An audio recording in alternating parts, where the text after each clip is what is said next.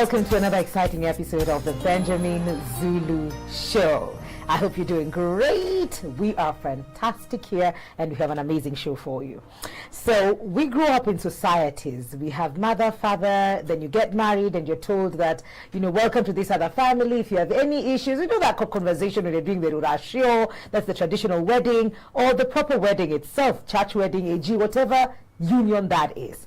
Now, if you followed Mr. Zulu in all his conversation, he's highly against you going back and telling all the dramas that are happening in your home to your folks.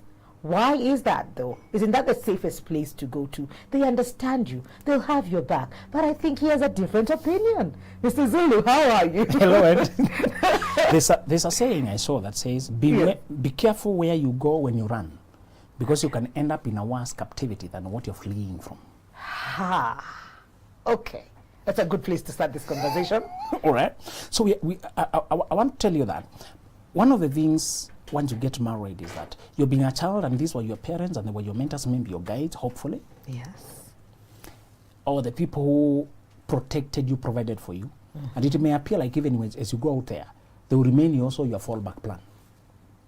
That when things don't work, those are the people who will assist you. When you got into trouble in school, you went back home. Yes. Everything, you went back home. So now it looks like even when things happen there, you should go back home. Mm-hmm. And you're not against family support. When I have my children, I want to support them through thick and thin. Mm-hmm. When I have children, I want to support them in whatever is happening. I want to, stand up. Even when they're in marriages, I want them to be able to get help from me. Mm-hmm.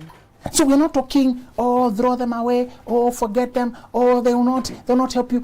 What I want for my children is to know that daddy is safe. Mom is a safe space for me. And I want to be able to run there. So I'm not saying we should forget our children the moment they're married. I'm talking about you when you get married. And you have your parents where you came from. And you have somebody who used to stand up for you. And you have somebody who used to support you. What will happen? Number one, interference by the people who... by your extended family. Yes. Is number 3 in terms of leading breakers for family. Oof. Number 1, it is money. Yes. Number 2 is infidelity issues. Yes. Number 3, interference by extended family. Okay. And I'm not even talking about in-laws. Your own family. Sometimes when it is my people are coming, to me they are my own people. Yes. To you they are your own people. Mm-hmm. Remember what we said? Mm-hmm. If we get married and my brother is interfering with us, don't confront him. Yes. What breaks marriages usually starts things to do with money, and the next thing is about interference. Interference is that one. Okay. In between is infidelity. Mm-hmm. How does interference break marriages? When a strife happens between us, yes, and your instinct is to call your mom or your dad. My instinct is to run and explain what she did to me, to my people. Yeah. My instinct is to involve them and so that they can help reconcile us. They might reconcile us or we might come back together. But now they know our business and they have the right to follow up. They will call and check where we left off. Mm-hmm. Have you changed? What we discussed last time. We lose the confidentiality and the privacy and the sacredness needed. Mikali, let me tell you a principle. Generally, for mature marriages, what we can't solve between us should not be solved. I need to register that. If we can't do it, nobody should do it. Then we shouldn't be together. I want you to come to this level that you are not. Many people have been brought together by other people, so they have to be kept together by other people. I want you to know that. If your bishop calls you to office and shows you a good guy, we have to satisfy a bishop's expectations. And so, and I'm not saying recommendations are bad. Recommendations are good, but if I recommend me, people have met around me and married. Yes. But I always make sure I have nothing to do with what they form and how it will be sustained. Yes. I interacted, we were doing mentorship and they met around me and they learned that. And I have people today married, doing their life. Mm-hmm. I am not the reference point, not the mediator. You guys picked each other. Yes. I'm happy to have been a catalyst around that time for you to meet. Mm-hmm. But I didn't tell people, no. So when people recommend you to others, make sure you always detach from whoever recommended. To test this thing with objectivity, can we work together? Otherwise, you might end up marrying, staying together, avoiding to disappoint the Zulu who helped you meet. That is so true. And he ends up being the de facto problem solver. It should not even be your parent. Sometimes your parent can notice a good guy who thinks you may, and then because he comes highly recommended by your parents, out of sheer respect, you try very much to make it work. That's a problem. If the recommendation comes from dad, detach from the fact that you met him through dad, evaluate him as a person. Yes. And then establish a relationship with the both of you, that you can work out both of you. If it gets to a point where you realize it's not working, even if you bring outside forces to force you to come back together, they will never be juice. Many relationships today, marriages are dry because they themselves ended things long ago. Yeah. They are together outwardly because other people told them to stick there. Sometimes it's even children, Zulu. We got pregnant and then we decided to stay. We are dry. It's just we are here because of them. 60 years later, we are separated. And do you think children enjoy when parents stay when there's no love? No. We ourselves remember how dry it was when, our parents are not friends. Our parents don't love each other. They're here for what we don't know what. And we're always tensed. And children start now playing the responsibility of maintaining peace. Yes. Being overcautious and being over-friendly to avoid the brittle, because they know it's always delicate peace. Yeah. Like the Kenyan elections, many times they come and anything can go south. Yes. We are praying, we are crossing fingers. You don't want to live in that kind of tension. So when parents can fight over small things, and inevitably children end up being caught up in the middle. When the bulls are fighting and the grass suffer. When that fight, and children end up seeing things have been neglected. Children have to play raw, have to come in and avoid the family from falling apart when the parents are not talking, when they're not in terms. Imagine a child who has been sent home and telling for school fees, telling mom, tell dad, ask your mom, ask your dad, mom, I need school fees, I need fare, and then you're stranded because parents they keep throwing you between them. Yeah. Who wants that? Nobody wants that. Nobody. Even children say would rather have one parent in peace than have both of them and there's no peace. Yes. So we are saying, now, the one problem is when you resort to your people to tell them our business is hoping to be assisted. And one thing I've told men is our women will always be connected to their mothers. And you should not try to cut that. Don't even attempt it. It won't work. Let their relationship evolve on its own. But I hope my wife has enough wisdom to balance how much exposure she does to my mother-in-law, so that when she sees me, she does not change her perspective because of how much information I've fed her about me. If I tell my mother so much about my wife, so much, it will change how she sees her, and she will even lose respect because she knows how I view her. I want you to measure how much of your personal life about us. You can continue talking for hours with your mom. Some of you talk for hours. I don't know what you talk, and it's every day. Where do you get the content from? So do your gout of your mother. We are not against it. And we don't feel jealous. We know she brought. Surely you guys, I think we are not into that. That I recognize. No, I was well advised. Not to even attempt. Sometimes they fall out and they come to vent to you. How mom hurt me. Mom is not listening. You're supposed to listen. Don't try to be a judge. I was instructed. Don't mediate. From today, never talk to her again. She just wants to vent. That time you're just a listener. Be wise. An empathetic listener. Be wise. She will solve the issue because she knows the mother more than you know her. That is true. She knows their connection better. So she'll adjust and evolve with time. I just want you to know the first problem of involving family is when you bring them, you expose our business so much that it's impossible to respect us. I want you to know, people respect you when they don't know so much about you. There must be a sense of mystery or distance or unknowableness for you to be respectable. When we know a person through and through, we find it impossible to respect them, even when they are people who would have respected otherwise. Making us too known to your family makes it impossible to be feared and respected. And that's how they'll be commenting things that come from inside. Be careful with the comments from a person who knows everything. Imagine your sister commenting something in a backhanded way. Not directly, backhanded, and it's aimed at you. It is painful. You can't respond it because it was not direct. Yes. But it is about you. Yes. And it's in a group of people. Yeah. And they come, I wonder whether some people really slept last night. Because they know you did not sleep. Quarreling. Some people look so sleepy like me. Oh my God! Some of us we quarrel throughout the night, and it's you they're talking about. Yes. It pains double because somebody fed them with the information. The second thing, Mikali, is in the unfortunate case when you have to run away. Yeah. When you have to walk out. Please, please, please, and this is for women. When marriage don't work, don't go back to your parents. When you return home, it appears like you're in a crisis, and automatically they should jump in and help. They should jump in and try to help. When you come home with your baggage and children, it communicates crisis. And you swallow that. I'm here thinking, where else do I go? I know. I want to tell you that. Yes.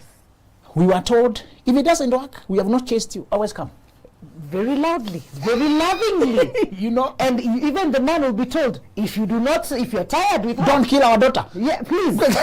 We did not kick her out. You know, please bring her in good peace. Yes. We'll be happy to receive her. Yes. And as a parent, that's how I'll also tell my daughter. Yes. This home is always safe for you. Yes. Don't risk your life thinking you're not welcome. But what I'm saying here is this: you should be fully well developed to live on your own when your marriage doesn't work. You should have the capacity to build your own life independent of outside influence if the marriage is not working. You should have the ability to pay your way and pay your bills and survive in this world without having to be housed and accommodated. Mm-hmm. When you have to return to your people, it should be temporary for planning purposes and transition. Not because you are stuck and helpless. Yeah. I know people have sunk in depression because they know, although we told you are welcome back home, really, we are not happy to see your life going this way. It's been 1 year. I know you said you can come back. That's even if we say, we always talk like this to help you, so that you don't feel like you are stranded in the world. Yes. But again, we are hoping at the back of our minds, you're not a dependent who needs to be carried. Because when you come home, we have to give you somewhere now to stay. You have to give them some bed, food, what, this and that. And they have to answer questions from neighbors. I saw that your girl has been around for a while. And you're not back alone. You know. You're with your children now. And now the parents have to adjust life to accommodate you. Mwikali, after you've left home, let me tell you, the grace to stay there happily also leaves. I know it's your home, and let me tell you a fact. Once you get married, you leave, go out there, coming back to stay the environment doesn't fit. You have grown over the years. You become another person over the years. You want control of your space. You have your preferences of how you want, the level of cleanliness, the kind of lifestyle you want, how people... Once you are used to having your own home, it's impossible to coexist with another family peacefully, even if you're your parents. Don't think that's an option. Yeah. It should be a place to land as you transit, if situation is that bad. So this comes down to women who put marriage before personal development. Don't marry if you can't live if that man died. Or if his love for you died. That happens more frequently. That death is more frequent. That one does not need sickness. Please be prepared. No barrier. No mountain. No comfort from anyone. Please. The guy can die. Oh, his love for you can die. Or he can be so controlled by the in-laws. There's another down spiral. Marriages can die when they were okay if the man himself, along the way, his fortunes changed and you had not organized your life and he had to fall back on his family. When he fell back on his family, he had to play on their rules. We marry, we are managing our finances, our children are studying, we're doing our work, and somewhere, you were never serious in your personal development. It was something by the side, and anyway, my husband provides everything. The way you like, the women like putting it that way. He's a responsible provider, and he's not a bad guy. We all agree. We are happy for you. Yes. But please, you're sitting on a time bomb. Is it Murphy's Law? There's a law that says anything can go wrong that can go wrong will. Yes. If a slice of bread falls and it has a toasted side, the side that has margarine. If you apply margarine on one side and the slice falls, the side that has been applied will fall down. It's the one that will touch the ground. Things tend to go wrong. Yeah. There's a law of nature that is against good things. And I'm not saying you're not spiritual, you're not prayerful, but if you live exposed places, this is a spiritual world. The enemy attacks that side. Yes. So this man stops being able to provide. It can be because of change of fortunes, or for this or the other, closure of businesses. And then he has to be assisted by his brothers, his parents, his sisters. Not because they're feeding him, they're giving him money, they impose rules. Move from that big house, come and stay in this one. We give you a smaller one here. Stop taking children to that school. Take them to this one. Your wife should assist there and this. And we said you should stop dressing like that. Where did you go yesterday? We said you should assist, ma'am. Yes. Once you become dependents of some relatives, sometimes it's not the woman always going back. It's now the man when he has to go back to his own people. Yes. And today, God forbid, if I was unable to pay bills, I would still not go back, put up with my mother in the house. No. I have friends of covenant. There are some friends whom we have helped each other through life. They have almost become brothers and sisters. Actually, they can assist you better with less conditions.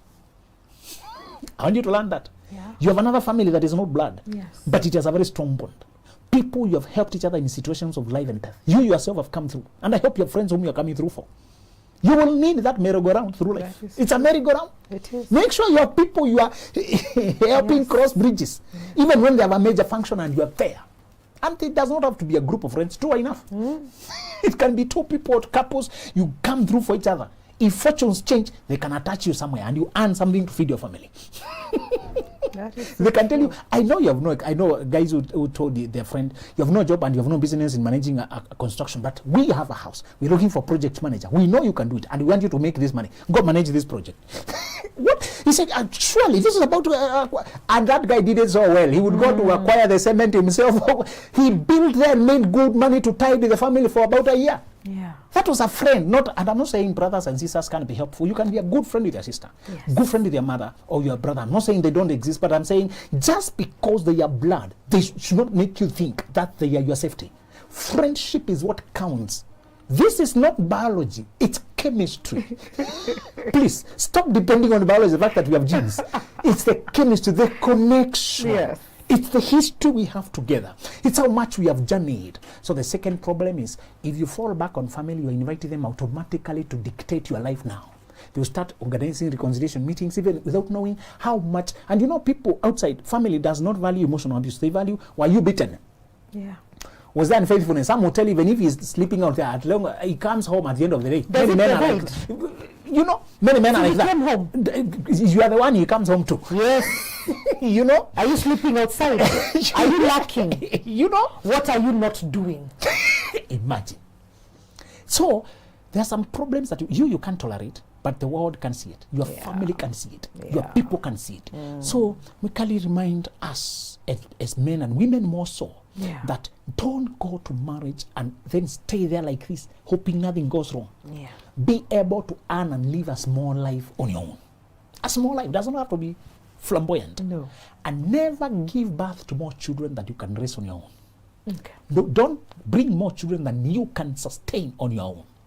You need children that we are two of us, but we also know if any of us was not around or able, the other one can take two children is not 3, 4, whatever number, but you know very well you can sustain this one without being at the mercies of relatives. Many relatives were envious of your marriage, and now when they have a chance to punish you, they'll punish you thoroughly. So don't run back to your family, because they will take over the running of your affairs, and they might end up forcing you back there to fear the shame of community of being said their family, the family of your daughter broke up.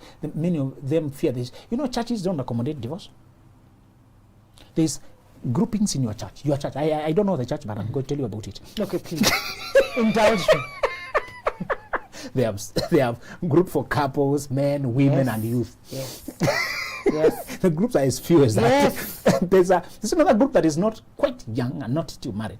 So many modern churches have singles. So you find that singles in modern city. And it's not every other day. It's when there's an occasion, there's a function, we have to really announce it, there's a speaker. It's not so the singles, it's not, because the singles would have easily accommodated people who are divorced. But when they say singles in their mind, they mean not married. Yes. Never married. Never. So, oh my God. Churches don't want to talk about divorce. And it can't be singles that are older. If you're 45 and single, you're single for who? Go among women. Women are over there. Are you lost there looking at that group? So, our society is not accommodating of people who have gone through divorce. So we fear it and we don't talk about it. We don't say my child is divorced. It sounds shameful. It sounds like God has failed. You want to tell us what? This is shameful. As a community, we stood for this one. And I told you to be careful with the best couple. Yes, you did. They behave like your marriage is their baby. And it's good to have supportive people. But many of them have conflict of interest. They don't look at things in realistic. They want to transfer their experience. Even us, we have endured things. You should also endure. It's a credential for them. You know, that marriage. You know. And nowadays I like the trend where people don't pick married people. You pick the guy over here and the lady over there. Do you find it easier? Yeah. They come to assist. Yes. So that I pick a person who I really connect with. Yeah. I was very happy to pick a guy who had mentored me in Form 1. They were in Form 4, and I like the way he used to play he has had character throughout. He was never a genius or top of class, but there are things, Mikali, that I want you to know you can inspire people more with. Your principles, your values, the way you are reliable, the way you are trustworthy, the way you show up for life, the way you are friendly and listener. It's not always your gifts. You know, this society praises gifts too much and physical beauty and charm. We praise everything except character. That is so true.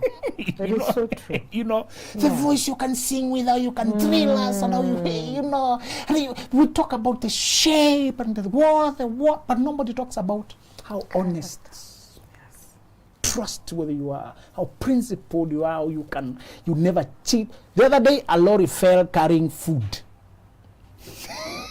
Food, maize and beans. Yes. And Kenyans went to loot. And even so, women carrying and almost injuring themselves, crossing the road, carrying bags. We have no character. And they think that's fun. If you're caught your face, they are stealing. Who will ever take you serious in this life? Can people stop celebrating things thinking they're light? Once I see you stealing, and I was very happy of the clips. I saw one guy who was not bothered. He was in his business, went in his way. He was not bothered. And then I asked my wife, imagine marrying a person who brings a stolen bag of maize home. Oh, goodness. And how they brought it. And you never do such a thing. Make sure your values are what identify you. Okay. Values, all right? Okay. Many people are driving because they stole the money. We want to forget the fact that they stole it. Yes. To look at the car they're driving. Yes. So the second reason is the people take over and they might end up pushing you in direction you not have gone because they cannot see the internal issues closely. Many of them have a conflict of interest of not appearing that their child's marriage failed.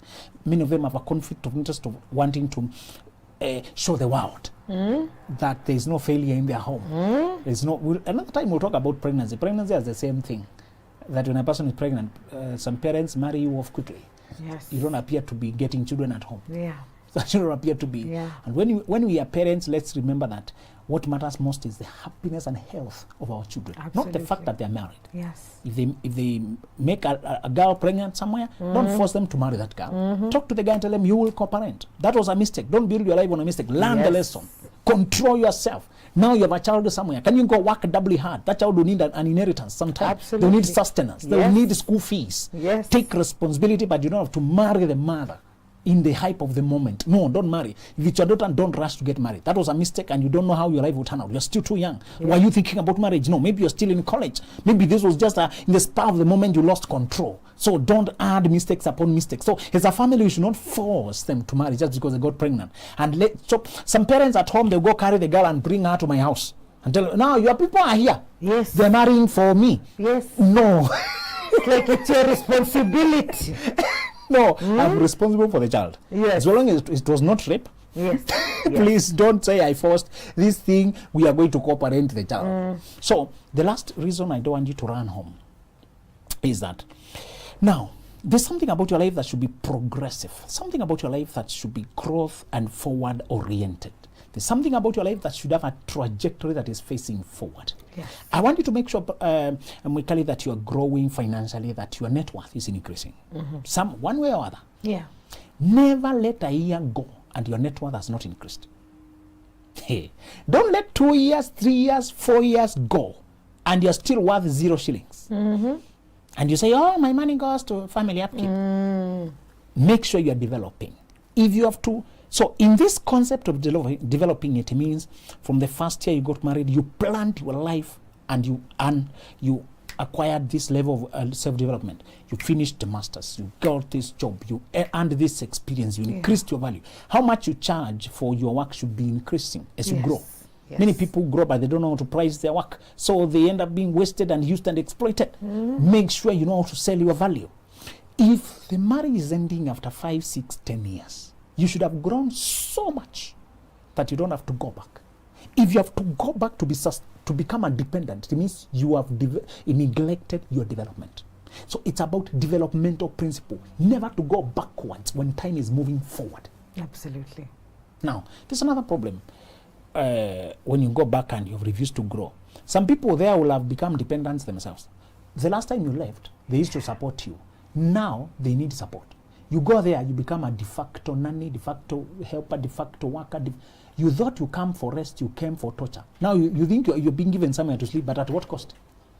You are the one, you are doing a lot of unpaid work. That is so true. So the third principle involves to swear and tell yourself, once I have moved forward, should anything go back, bad there, and I cannot stay where I am, I'll simply use my net worth, my value, and stay on my own. My family still supports me, but I don't have to go into their physical space. Yeah. We are still friends with dad, friends with mom. We are talking and they are assisting where they can. But I'm mature enough. I've made enough networks to sustain myself here so that I can control the dynamics of my life. When you go to a person's compound, you're at their rule. There is a time you come home, you don't come home, you wake up at this time, here we clean, we eat. Once you go to a person's home, you are under their rules. You're not. Years have gone by and you have established your own rules. Absolutely. I want you to make it a personal principle that I always move forward. I never go backwards. Yep. Yes. You know, when you talk about going back home, I am not married and I can go home anytime. You're right. But when I'm there probably over Christmas or, New Year's where I stay for long periods of time, And the long is 2 weeks, guys. on a good holiday. When I want to catch up with my friends who are not even back home now. You're right. We are out, we are hanging out, kwa kina nani, it gets to a certain time and I have to go back home. And we will start calling when it's embarrassingly late. But we don't let it get to that point because you feel I am not in my space. I have to respect under whose roof I am. So I don't think that changes because they're still your dad and your mom. Exactly. Even when you're older. Exactly. You are a mommy in your own right. Yes, but then when you come here, you are a daughter. And it's their house. And they don't. And you don't want to make them uncomfortable? No. By disobeying their rules? No. Who will open that gate for you? Who you call at night? Who will you call? It is. And for them, that's unacceptable. But for you, by this point in life, that's how you live. Yes. Sometimes you catch up with a very resourceful person at odd hours. Have you noticed that? Yes. There's some people who are so resourceful, but they're so rare to catch up with. You can talk on phone for hours until your parents are uncomfortable what you're talking about. Yeah. Oh. When I used to live with them, I'd pick a phone call and start walking. There's a stream nearby. And my dad would say, she's picked those phone calls and she goes to the river. So nowadays, when I get those phone calls, it gets uncomfortable. And I would say, can I call you back? I will call on my way. I will call when I get, I don't want to walk away from this space now. So it's not, and also something that you mentioned about having to tarnish or doing things that will tarnish the image. See, when I am fighting with you as my husband, you're right, and I go tell my mom how bad you are, that is the image they have of you. It will never change. We might reconcile. We will reconcile. But then do you go back and say, Mom, please forgive him for all those things I said? You say me, I've forgiven him. So he's not a goat. You'd call me a goat. A black one. Now, you won't make me a white cat. So please delete the white goat. Please, no. And then I have to go back and say you're a gorilla. It's just like she can't even keep up. Exactly. And sometimes it's not the opinion we want. If you want to vent, where do we go then? If I'm so angry, where do I go then? Mikali, I want you to have good friends. People who also vent to you.